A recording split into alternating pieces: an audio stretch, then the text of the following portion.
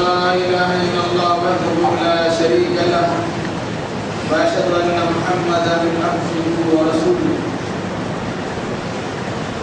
يا أيها الذين آمنوا اتقوا الله حق تقاته ولا تموتن إلا وأنتم مسلمون يا أيها الناس اتقوا ربكم الذي خلقكم من نفس واحدة وخلق منها زوجها وبث منهما رجالا كثيرا ونساء واتقوا الله الذي تساءلون به والأرحام إن الله كان عليكم رقيبا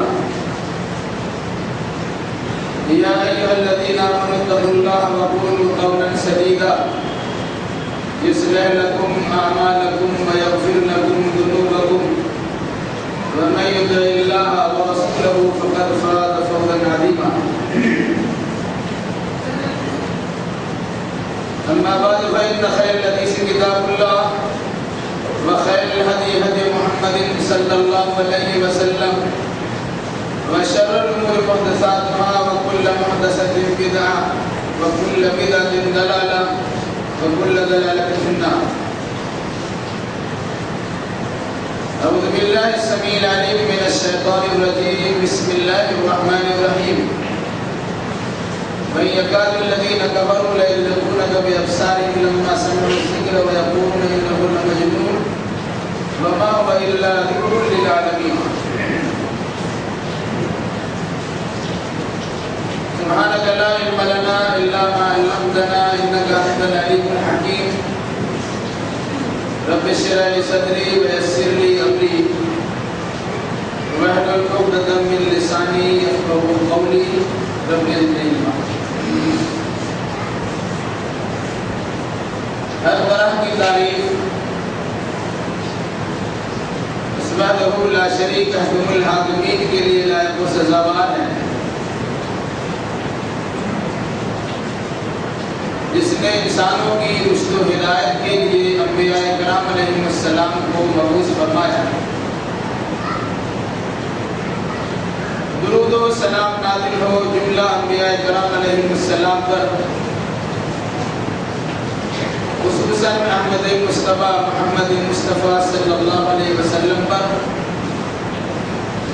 اللہم صلی علی محمد وعلی آل محمد كما صليت على إبراهيم وعلى آل إبراهيم إنك حميد مجيد.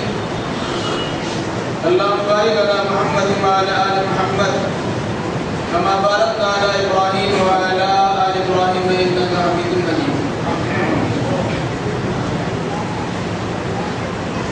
بزرگوں، نوجوان ساتھیوں، پردہ نشینوں اور بہنوں، خطبہ مسنونہ کے بعد سورۃ القلم کی آخری 3 آیات کریمہ کی تلاوت کی گئی ہے۔ انشاءاللہ الرحمن انہی آیات بینات کی روشنی میں کچھ باتیں آپ کے سامنے رکھی جائیں گی۔ اللہ ہمیں صحیح کہنے، صحیح سننے، صحیح سمجھنے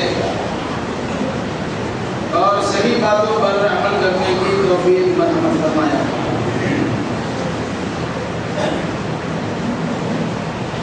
گزشتہ ہفتہ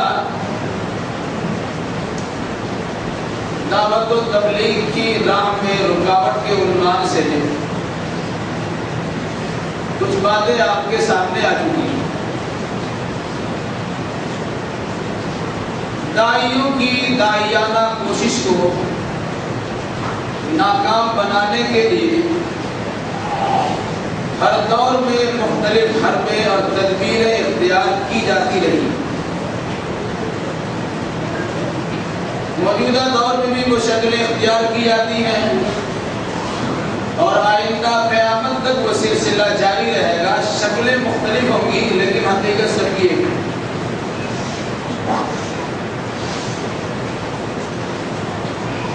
دعوت دینے والے انسان کی دعوت کو ناکام کیسے بنائیں؟ اس سلسلے میں مخالف قوم کی جانب سے مختلف انداز کی محاذ آرائیاں ہوگی۔ جن میں سے 4 چیزوں کا تذکرہ گزشتہ ہفتہ کیا جاتا ہے۔ سب سے پہلی بات، داعی کو مدعو کی نگاہ میں ذلیل و خوار کر دیا۔ پیغام حق کے پہنچانے والے انسانوں سے متعلق عوام و خواص کو بدگمان کر دیا۔ جب انسان کسی سے متعلق بدگمانی سے دوچار ہوگا تو نہ وہ اس کے قریب جائے گا، نہ اس کی بات سننے کی کوشش کرے گا۔ دوسری چیز یہ بتائی گئی کہ داعی کی جانب سے جو بات لوگوں تک بتائی جاتی، پہنچائی جاتی ہے، اسی بات کے سلسلے میں غلط فہمی پھیلائی جائے کہ یہ بات حقیقت پر مبنی نہیں ہے، خلاف حقیقت۔ جب کسی انسان کو یہ یقین ہو جائے کہ فلاں انسان کی بات مبنی پر حقیقت نہیں ہوتی ہے، تو چاہے اس کی جتنی لچھے دار تقریر کیوں نہ ہو، اس کی سماعت کے لیے اور سننے کے لیے کوئی تیار نہیں۔ تیسری شکل یہ بتلائی گئی تھی کہ داعی کی بات کے بالمقابل جو مبنی پر حقیقت چیز ہے، اس کے بالمقابل اس سے کہانیاں، افسانے سنائے، اور اگر اس پر بس نہ ہو تو مختلف انداز کے وہ حربے استعمال کیا جائے جس سے انسان کا ذہن دوسرے طرف مائل ہو جائے، یعنی گانے بجانے کی چیزوں کا استعمال کر کے کتاب اللہ اور سنت رسول اللہ سے روکے۔ اس کی وضاحت بھی گزشتہ ہفتہ ہوگی۔ جب یہ 3 صورتیں ناکام ہو جاتی ہیں، پھر چوتھی شکل بھی اختیار کی جاتی ہے، اور وہ کیا ہے؟ کچھ میری بات آپ مان لیجئے اور کچھ آپ کی بات ہم مان لیں، یعنی دین آپ کا خالص نہ رہنے پر چونچو کا مربع ہو جائے۔ مطلب کیا ہوگا کہ اس میں باطل کی بھی آمیزش ہو اور غلط افکار و نظریات کی بھی شمولیت، صحیح چیز بھی ہو اور غلط بھی ہو۔ آپ ہم کو برا مت کہیے، ہم آپ کو برا نہیں کہیں گے، یعنی کچھ لو اور کچھ دو کے اصول پر عمل کیا جائے اور اسی انداز سے زندگی گاڑی روا دوا دے۔ یہ چوتھی شکل اس وقت اختیار کی جاتی ہے جب گزشتہ 3 تدبیریں ناکام بظاہر نظر آتی ہیں۔ اب اگر یہ چاروں طریقے کارگر ثابت نہ ہو،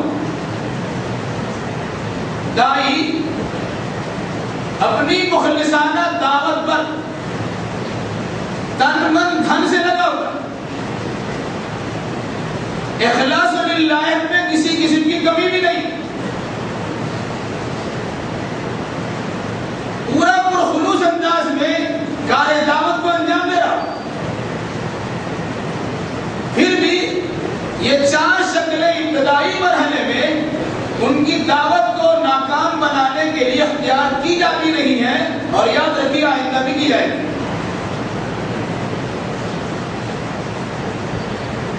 ان 4 صورتوں کے بعد 2 اور صورتیں پیدا ہوتی ہیں جو زیادہ کٹھن ہے اور دشوار۔ ایک صورت لالچ کی ہوتی ہے اور دوسری صورت خوف کی ہوتی ہے۔ داعی کو ان کی داعیانہ روش سے روکنے کے لیے ڈرایا دھمکایا جاتا ہے، اور اگر کوئی انسان روکنے، ڈرنے اور دھمکنے سے پرہیز کرتا ہے تو ایسے انسان کے سامنے مختلف قسم کی لالچ دلائی جاتی ہے، نتیجتاً وہ حرص و ہوس کا شکار ہو کر صحیح بات بیان کرنے سے دور ہو جائے. یہ شکلیں ہیں دعوت کو ناکام بنانے.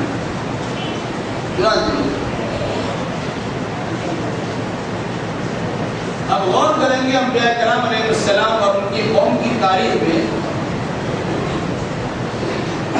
یہ چیز آپ کے سامنے روشن کی طرح آیا ہوگی، بالکل ظاہر کہ انبیاء کرام علیہ السلام کی دعوت کو ناکام بنانے کے لیے خواہ یہ حربے استعمال کیے گئے، لیکن اللہ کے فضل و کرم سے مصلحین اور داعین نے اس کارنامے کو انجام دے ہی دیا جن کاموں کے لیے ان کی بعثت ہوئی تھی، ان کو مبعوث کیا گیا تو بھیجا گیا. جیسے نوح علیہ السلام کی تاریخ اگر آپ دیکھیں تو آپ کو معلوم ہوگا انبیاء کرام علیہ السلام کی جماعت میں ایک نام ہے حضرت نوح. یہ 950 سال، 950 سال نہیں، 950 سال، 50 کم 1000 سال تک اپنی قوم کو دعوت و تبلیغ کرتے رہے. ہمت کی بات ہے. اگر آپ نے گھر میں بھی کسی کو 2 بار سمجھائی نہیں مانیں گے تو وہ بلا کے چلے جاتے ہیں، سمجھائیں گے تو کون سمجھائے گا؟ کچھ معنی رکھتا ہے. 950 سال تبلیغ کیے. یہ ایسی بات ہے کہ ماننے والوں کی تعداد پھر بھی نہ بڑھ سکی. مختلف روایات کی روشنی میں تو 40-42 آدمی ایمان قبول کیے، یا زیادہ 80-82 آدمی ایمان کی دولت سے مانا مانا. اس کا مطلب نہیں ہے کہ حضرت نوح علیہ السلام نعوذ باللہ ناکام ہو گئے. نہیں، ناکام تو وہ لوگ ہوئے کہ اتنی بڑی محنت کرنے والی شخصیت کی بات کبھی ان پر اثر نہیں ہوا. اس سے بڑی ناکامی اور کیا ہوگی؟ آخری مرحلہ میں محمد الرسول اللہ صلی اللہ علیہ وسلم کی شخصیت، بیدار شخصیت، جن پر کسی قسم کے اعتراض کرنے کا کوئی موقع ہی نہیں تھا، لیکن پھر بھی یہ ساری صورتیں محاذ آئی کی آپ کے ساتھ بھی اپنائی گئی. اور جب یہ 4 صورتیں کارگر نہیں ہو سکی تو 5ویں شکل ہی اختیار کی گئی کہ ظلم و بربریت کا بازار گرم کیا جائے اور جو ستم سے ان کو نوازا جائے، اتنی پریشان کیا جائے کہ پریشان ہو کے چھوڑے. اب پڑھیے تاریخ اسلام کا ابتدائی مرحلہ پر غور و فکر کیجیے. یہ حقیقت آپ کے سامنے ہے کہ دنیا میں جتنی مخلوقات ہیں، تمام مخلوقات میں اشرف المخلوقات انسان ہے. اور انسانوں میں سب سے بہترین انسان انبیاء کرام علیہ السلام کی جماعت. اور انبیاء کرام علیہ السلام میں سب سے اعلیٰ عرفہ مقام رکھنے والا محمد الرسول اللہ صلی اللہ علیہ وسلم نبی. لیکن یاد رکھیے گا، تمام نبیوں کے بالمقابل جتنی تکلیف محمد الرسول اللہ صلی اللہ علیہ وسلم کو پہنچائی گئی وہ انبیاء کی تاریخ میں نہیں. آپ لوگ سمجھیں 40 سال تک بیدار زندگی گزارنے والے محمد صلی اللہ علیہ وسلم اچانک خراب کیوں ہو گئے؟ وجہ کیا تھی کہ مکہ کی سرزمین پر بسنے والے سرداروں کی دکھتی رنگ پر محمد الرسول اللہ صلی اللہ علیہ وسلم نے جو لوگ لیڈر بنے ہوئے تھے، سرداران قوم ملت بنے ہوئے تھے، جو اپنا الو سیدھا کرتے تھے عوام کو، پبلک کو بیوقوف بنا کر اس پبلک کی بیوقوف بنانے کی کیفیت کو ختم کرنے کے لیے اور انسان کو انسان کی غلامی سے نکال کر خالق کی غلامی میں لگانے کے لیے محمد رسول اللہ صلی اللہ علیہ وسلم نے دعوت دی تھی، جنہوں پر ضرب ہونے لگی نتیجہ پر ان کے مخالف. آج بھی کوئی انسان اس انداز کی تحریک چلاتا ہو، اپنے ہو یا بیگانے، اسی انداز کی مخالفت ان کی شروع کر دیں. اللہ ایک سبق کی توفیق عطا فرمائے.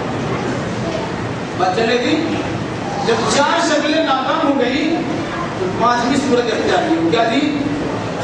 میٹنگ بیٹھی.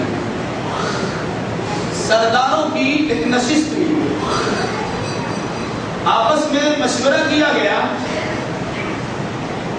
کہ مزاحمت کی، مخاصمت کی، محاذرائی کی روک تھام کرنے کی جو ممکنہ شکل و صورت ہو سکتی تھی ہم نے ساری اختیار کر لی اور ہم ناکام ہو گئے اور محمد رسول اللہ صلی اللہ علیہ وسلم پر جلا جا رہا ہے۔ اب کیا کرنا ہے؟ اس وقت میں مشورے میں یہ بات کہتا ہے بھائی کہ اب چارہ کار یہ نہیں ہے کہ اب یہی چارہ کار ہے کہ ان کے ساتھ سختی کا برتاؤ کیا جائے۔ ہو سکتا ہے سختی کے نتیجے میں یہ اپنی دعوت سے اور اپنی تحریک سے باز رہے اور نتیجے در ہم کامیاب ہو جائیں۔ اس میں آپ دیکھیں گے بطور خاص رسول اکرم صلی اللہ علیہ وسلم کے ساتھ جو لوگوں نے سختی کی ہے تصور سے بالا ہے، یہ انہیں کی ذات بابرکات تھی کہ انہوں نے اسے برداشت بھی کیا اور اللہ کے فضل و کرم سے اپنی دعوت میں لگے رہے اور ایسے لگے رہے کہ دشمن اور مخالفین ہمت ہار بیٹھے اور اللہ کے نبی صلی اللہ علیہ وسلم کا آگے بڑھتا چلا۔ بتانے کا مقصد یہ ہے کہ آج پوری دنیا میں مسلمانوں کی مخالفت سے اسی بنیاد پر ہے کہ ان کے پاس خالص دین موجود ہے۔ آپ اگر اپنے دین کو خالص نہ بنا کے رکھیں، ان کی آوازائی کرنا شروع کر دیں، ان کے ساتھ میل ملاپ شروع کر دیں، ان کے عقائد نظریات کو اپنے عقائد نظریات میں شامل کر دیں اور اپنے عقائد نظریات کو بالکل ایک عام سی نظریہ بنا کے پیش کر دیں، پھر آپ کے ساتھ کسی قوم کی کوئی دشمنی عداوت نہیں ہوگی، کوئی مخالفت نہیں۔ برادران وطن کی طرف سے بعض آپ کا آفر آتا ہے کہ مسلمان فنا مسلمان جیسا مسلمان بندے کو جو ملا نہیں ہوگا، ناچنے گانے بجانے والے مسلمانوں کا ایک نمائندہ بنتا ہے، ان کے نام لے آتے فنا مسلمان بن جاؤ کہ جو کبھی کبھی جمعہ کے دن مسجد میں جا کر نمازی پڑھ لے اور گھر کو سرابا مندر بنا کر پوجا پاٹ بھی کرنا شروع کرتے ہیں۔ یہ شکل بھی اختیار کی آتی مسلمانوں کی طرف سے، کہا ایسے لوگوں سے ہم کو کوئی اعتراض اور اختلاف نہیں ہوگا، مگر ایک مسلمان اس حقیقت کو گرہ باندھ لے، یقین کے ساتھ مان لے کہ پوری دنیا مل کر اللہ کے نبی صلی اللہ علیہ وسلم سے بہتر انسان نہیں بن سکتا۔ اس بہتر انسان کو ان کے اخلاق فاضلہ کے باوجود، ان کی داعیانہ کوششوں میں خلوص للہیت کے باوجود،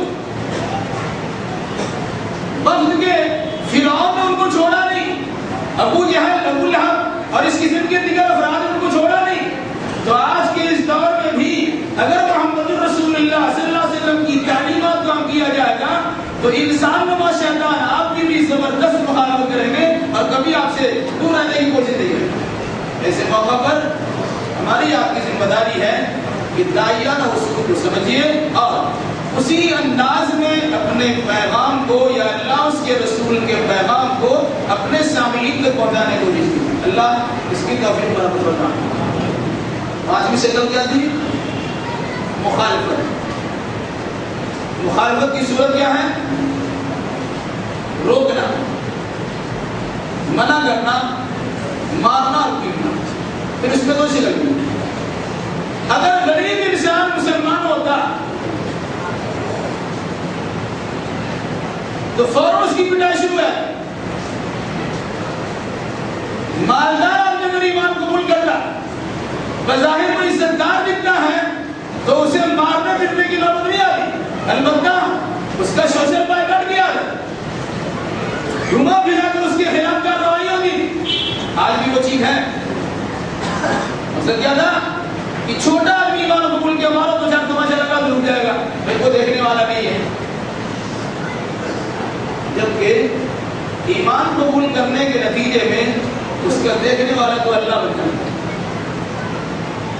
اور جس انسان کا دیکھنے والا اللہ ہو جائے وقتی طور سے اس کے ساتھ پریشانی تو ضرور آتی ہے، لیکن اس کی بات جو اللہ تبارک و تعالیٰ کی جانب سے ترقی کا اللہ متناہی سلسلہ شروع ہوتا ہے، پھر دنیا کی کوئی طاقت اسے روک نہیں سکتی۔ دیکھیں بڑی صحابہ کرام کی تاریخ، عمار بن یاسر ہو، حضرت سمیرہ ہو، یا خباب بن الارض ہو یا ابتدائی مرحلے میں ایمان لانے والے حضرت بلال اور دیگر افراد، چھوٹے چھوٹے افراد جب ایمان کے زیور سے آراستہ ہوئے اور مسلمان ہوئے تو وقتی طور سے انہیں پریشانی کا سامنا کرنا پڑا، ان کی پٹائی ٹھکائی بھی ہوئی اور ہجرت کرنے پر مجبور بھی کر دی. لیکن جب بڑے لوگ ایمان قبول کیے، بڑے سمراٹ دنیاوی اعتبار سے صاحب بدعت لوگ، اعلیٰ مرتبہ کے لوگ، مالدار قسم کے لوگ ایمان قبول کرتے، بظاہر اس کی روک تھام کرنے کے لیے مارا پیٹی کی نوبت نہیں لاتے، بلکہ اس کے لیے ان کے خدمت میں رہنے والے عوام الناس کو ان سے بدل کرنے کی کوشش کی. اور یہ سیرت النبی اور تاریخ اسلام یہ اندازہ ملے گا کہ اس صورت نے کیوں اپنائی. آج بڑی عیاری اور مکاری کے ساتھ یہ عمل دہرایا جا رہا ہے. ہم اس حقیقت کو سمجھ نہیں پاتے.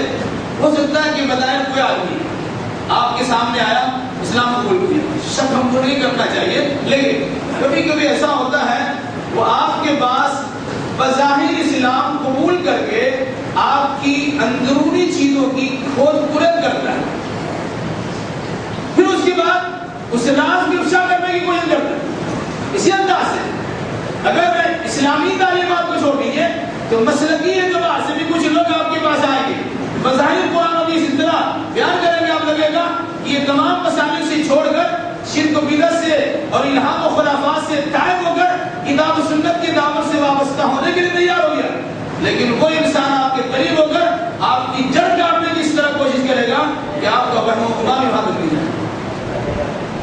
یہ چیز آپ کو معلوم ہونی چاہیے. آج اس پر باضابطہ بڑی محنت کی جا رہی ہے اور ایسی تحریک کو ناکام بنانے کے لیے ایسے افراد کو باضابطہ شامل کیے جاتے ہیں.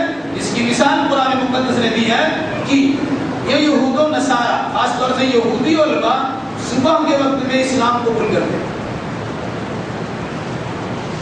اور شام کے وقت میں اسلام سے پھر جاتے ہیں، یا 2-4 دن اسلامی ماحول میں رہتے اور اس کے بعد اس سے برات کا اظہار کرتے. کیوں؟ مقصد اس کے لیے تھا کہ عوام الناس کا ہر دور میں اپنے عالموں پر اعتماد ہوتا ہے. اگر یہود کے علماء نے اسلام کو قبول کیا اور پھر اس سے برگشتہ ہو گئے، اس کا مطلب یہ ہے کہ ان عالموں نے اسلام کے اندر کوئی خرابی ضرور دیکھی ہوگی، اس خرابی کو دیکھنے پر اسے توبہ دل لگے. یہ ایسے افراد کی کمی آج بھی نہیں ہے. اور یاد رکھیے گا بڑی اچھی اچھی تحریکوں کو نقصان ایسے ہی لوگوں سے ہوتا ہے جن کی تحریک بڑی زبردست کام کر رہی تھی، لیکن ایسے افراد بظاہر ان کی خدمت میں پہنچ گئے اور اس نے آہستہ آہستہ اپنے بازو اور پر بچھانا شروع کر دیا. نتیجے کے طور پر انہیں بیٹھنے کی جگہ آپ نے دی، وہ لیٹنے کا بھی اپنا راستہ بنا لیا، نکال لیا، اور پھر اس کے بعد آپ کے اتنے قریب ہو گئے کہ آپ نے سارے ناز و نیاز کی باتیں ان تک کھول کے رکھ دی اور پھر اسی چیز کو لے کر آہستہ آہستہ آپ کی جڑ کاٹنے لگے. آپ لوگوں کے سامنے کتاب و سنت کے داعی کی حیثیت سے مشہور تھے، اب اس کے بعد آپ کا پرچار دوسرے انداز ہو رہا ہے. کیوں؟ اس حقیقت کو سمجھنے کی ضرورت. انشاءاللہ اس کی مدد کو دیا ہے. بات چل رہی تھی 5ویں شکل ہے مخالفت کی، ظلم و بربریت کی. داعی کو روکنے کے لیے مارا اور پیٹا جائے، ایمان قبول کرنے کے نتیجے میں اسے دھمکایا جائے. تو پہلی شکل مارنے اور پیٹنے کی. کس کی؟ جو کمزور طبقہ ہوتا ہے اسے مارا جاتا اور جو امیر طبقہ ہوتا ہے اس کے خلاف دوسرے انداز کی کارروائی کی جاتی. پھر اخیر میں ان کے ساتھ بھی برتاوی ہوتا ہے. خاص طور سے دیکھیں گے آپ ایمان قبول کرنے والے صحابہ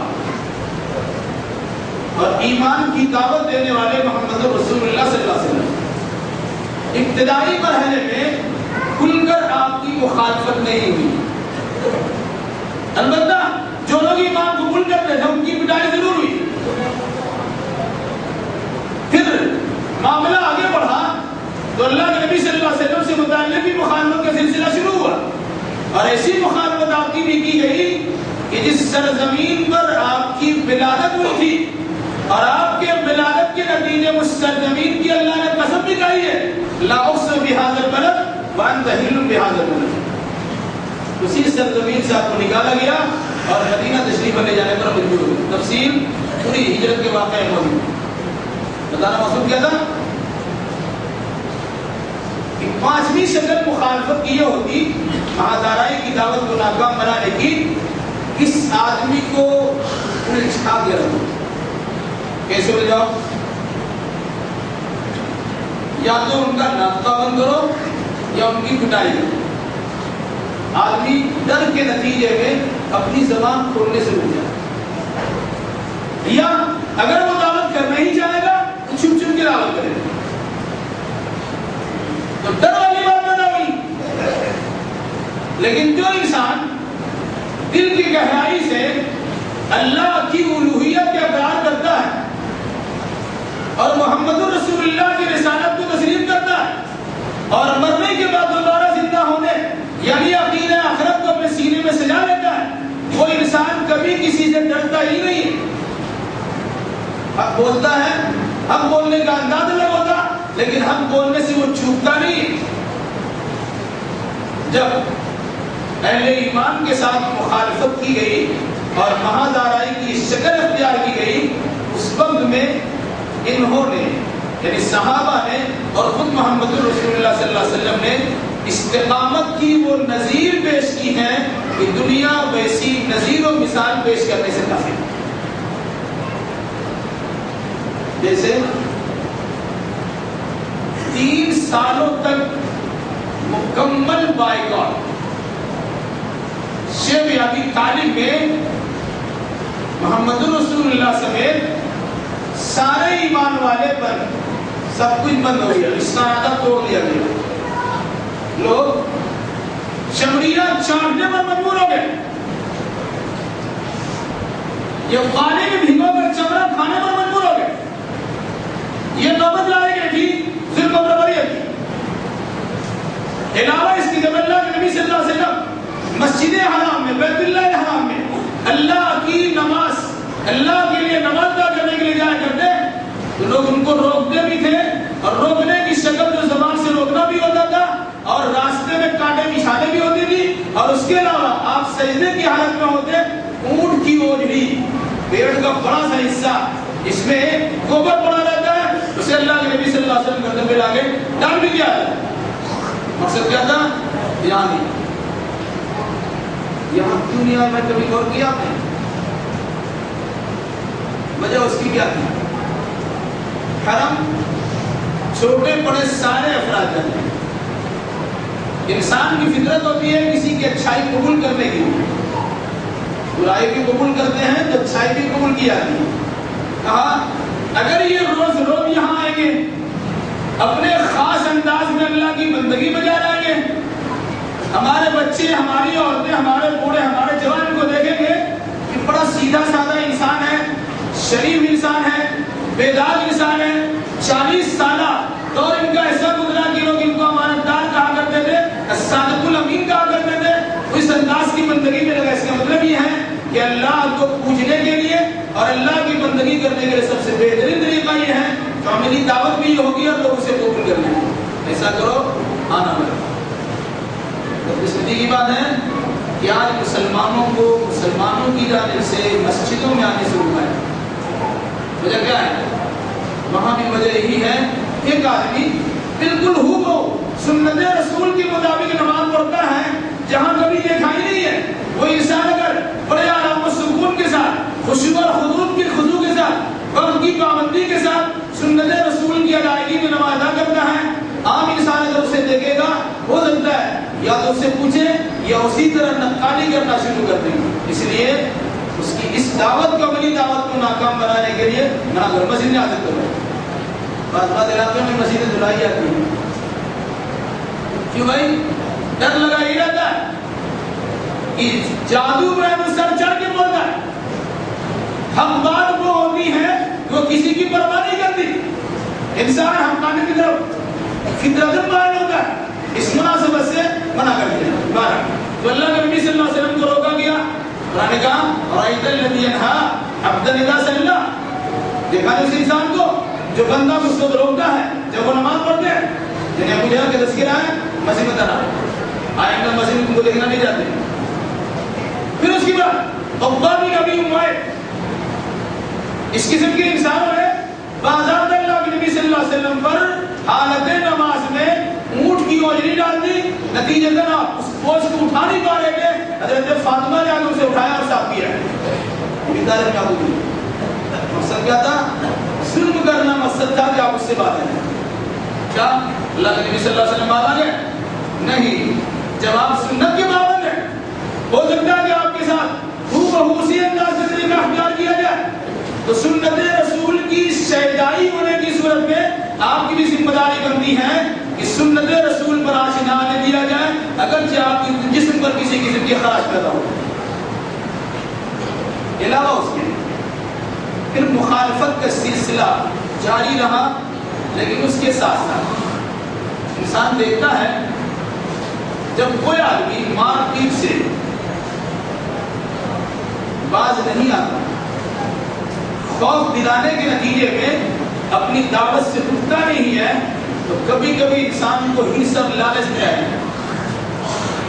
دعوت کی ناکامی کی ایک وجہ اور ایک شکل یہ بتایا مہادارائے کی صورت یہ بھی ہوتی ہے. ایک انسان کٹا ہوا جمع ہوا بڑا اصول کا پابند انسان ہے. آپ ان کے خلاف کچھ کرتے رہ جائیے وہ سننے کے لیے تیار ہے. کیوں؟ کہ اس نے حقانیت کو تسلیم کر لیا ہے اور اس کی عقیدہ یہ ہے کہ حقیقت کے سامنے بناوٹ ٹک نہیں سکتی ہے. اس لیے ہم حق پر قائم ہے تو قائم رہیں. چھٹی شکل دعوت کو ناکام بنانے کی جو اختیار کی جاتی ہے یہ اور زیادہ کڑی بظاہر وہ چیز تو معلوم ہوتی ہے کہ آسان ہے لیکن ہے دشوار. کیا وہ مال دیا گیا زمین و جائیداد کی لالچ دی گئی عہدہ وزارت اور منسٹری دی جاتی دنیاوی اعتبار سے بڑی آوازیں کرائی جاتی نیچے سے اٹھا کر رشتے معاملہ تک آپ کو پہنچا دیا جاتا ہے. بھائی کسی طریقے سے اپنی زبان ہم بدل دیں یا تو ہمارے موافقت میں بول دیجیے اور اگر ایسا نہیں کریں گے تو حقانیت کے لیے اپنی زبان کو مت کھولیے گا. زبان خاموش رکھیے یہ بھی ہماری ہمنوائی ہماری تائید ہے. لیکن یہ تاریخ سمجھا اور یہ چیز زیادہ خطرناک کہ انسان ظلم و بربریت میں برداشت کر لیتا ہے لیکن مال کے سامنے سر و پیش کرنا بھول جاتے ہیں. پیش کیا خدمت رسول میں اسی انداز کی پیشکش لوگوں نے باضابطہ میٹنگ کی اور کہاں روکنے کی ایک شکل یہ ہو سکتی ہے چلو ابو طالب کی خدمت میں چلتے ہیں یا ڈائریکٹ محمد رسول اللہ سے بات کرتے ہیں. ان کی چاہت کیا ہے؟ کیا بادشاہت چاہیے زمین و جائیداد کی کثرت چاہیے یا کسی پر فریفتہ ہونے کے نتیجے میں نکاح کی دولت چاہیے؟ کیا چاہیے؟ یہ ساری چیزیں پیش کیا ہے اور اللہ کے نبی صلی اللہ علیہ وسلم کی خدمت کے لوگوں نے پیش بھی کیا کہ آپ اپنی دعوت سے باز رہیے رک جائیے جو لینا لے لیجیے. آج بھی اتنی بڑی چیزیں تو نہیں آتی ہیں چونکہ ایمان ہمارا کمزور ہے مگر معمولی لالچ کے ذریعے سے ہمارے ایمان کا سودا ہو جاتا ہے. دیکھ لیجیے اللہ نے سب کی توفیق عطا فرمائے. چاہے آپ کے علماء ہو دینی رہنمائی کرنے والے لیڈر ہو یا دنیاوی رہنمائی کرنے والے لیڈر ہو دونوں کا حال یہی ہے خدا بندہ تیرے یہ سارا دل بندہ کدھر جائے کہ تم ایسی کے یاری ہے سنتا نہیں ہوئی جائے. دونوں طرح سے لوگوں کو دگمگا دیا گیا پیسے دے کر غلط فتوے نہیں کھا لیے گئے وزارت اور منسٹری دے کر پوری قوم کی جانب سے کچھ اور کام کرا لیا گیا. یہ ساری چیزیں ہوتی ہیں. مقصد کیا ہے کہ ڈر اور خوف سے اگر کوئی انسان اپنی دعوت سے نہیں رکتا ہے تو لعنت اور حرص میں اس کی دعوت تو ناکام ہو ہی سکے. پیش کیا گیا ہر دور میں پیش کیا ہے. اس لیے اب خصوصی گزارش کرتے ہیں اپنے ان بھائیوں سے جو کسی بھی اعتبار سے دعوت و تبلیغ کا فریضہ انجام دیتے ہو اس چیز کو سمجھیں. اب دیکھیں گے آپ ہندوستان کی سرزمین پر بطور خاص اگر اسکول اور کالج کے رینک سے پڑھا ہوا طلبا ہے اور اللہ تبارک و تعالیٰ نے کچھ سوجھ بوجھ دے دی چہرے پہ داڑھی ہے تخنے سے اوپر اس کا کپڑا ہے مسجد میں آنا جانا کرتا ہے بڑی عیاری اور مکاری سے ایسے بچوں کو گرفتار کیا تھا اور اس کی لائف پیک کر دی. مقصد کیا ہوگا؟ یہ غریب طبقہ جنہوں نے دنیاوی تعلیمات کے ساتھ ساتھ بھی اپنے رب کو پہچاننے کی کوشش کی ہے، ان کی دعوت سے زیادہ اثر ہوگا. ایسے لوگوں کو ڈال دو سلاخ کے، جیل کے سلاخوں میں ڈالو، پھر بعد میں کیا ہوگا؟ دوسرے لوگ جو اس راہ پہ چلنے کے لیے تیار ہوں گے وہ ڈر کے مارے نہیں آئیں گے کہ ہمارے بچے کا یہ حال ہوا، اس کے بچے کا یہ حال ہوا، نتیجہ تک لوگ اس سے ڈال دیں گے. اس شکل آج اختیار کی جاتی ہے اور بڑی تیزی کے ساتھ اختیار ہوتی ہے. افسوس کی بات یہ ہے کہ ہمارا علماء طبقہ بھی اور ہمارا دین دنیاوی لیڈران بھی اس سلسلے میں کوئی زیادہ کارنامے انجام دینے کے لیے تیار نہیں، بلکہ وہ بھی خاموش تماشائی بنے کرتے ہیں. اب دیکھ لیجیے آپ، اگر ایک انسان مسلمان کی نمائندگی کرتا ہے اور وہ کچھ بول دیا جو حقیقت پر مبنی گفتگو ہے، اس کو جیل میں ڈال دیا. برادران بدر میں سے کچھ ایسے منفرد انسان ہے جو بار بار اسلام کے خلاف نشان زبانی کرتا ہے لیکن اس کے خلاف کوئی کارروائی کرنے کی کوشش نہیں ہوتی ہے. مثال دیکھنا ہو اکبر الدین اویسی کا معاملہ لیجیے اور توگڑیا کا معاملہ آپ کے سامنے. ایک نے بولا تو جیل کے سلاخ میں گیا اور دوسرا بول کے آزاد گمراہ ہوتا. یہ در حقیقت ہمارے لیے اور آپ کے لیے عبرت کا سامان ہے کہ ہمارا اسلام قبول کرنا اور مسلمان ہو کے رہنا بہت بڑا مسئلہ ہے. لیکن یاد رکھیے گا اگر باقی مسلمان بن کے رہتے ہیں تو بہت بڑی چیز ہے، دنیا کی کوئی طاقت آپ کا بال بیکار نہیں کر سکتی. مگر شرط یہ ہے کہ ہم اپنے ایمان کے اجازت دیں. اللہ اپنے آپ کو اور جن مسلمانوں کو کتاب و سنت کی روشنی میں حقیقت جہان کے سمجھنے سمجھانے اور اسی مناسبت سے عمل میں کرنے کی توفیق فرمائے. الہی ایمان میں شفا کاملہ اور عاجلہ کا الہی مخلوق ہے پردہ کرنے کی سہولیات فراہم. الہی ماخوذ گرفتار ان کے لیے رعایت کے اسباب پیدا کرے. الہی دینی اور دنیاوی اعتبار سے جو پریشان آ رہے ہیں پریشانی کو دور فرمائے. الہی کتاب اللہ اور سنت رسول اللہ پر عمل کرتے زندہ رہے اور جو ہمارا خاتمہ ہو انہیں دونوں کی تدبیر ارشاد کرتے ہمارا خاتمہ ہو.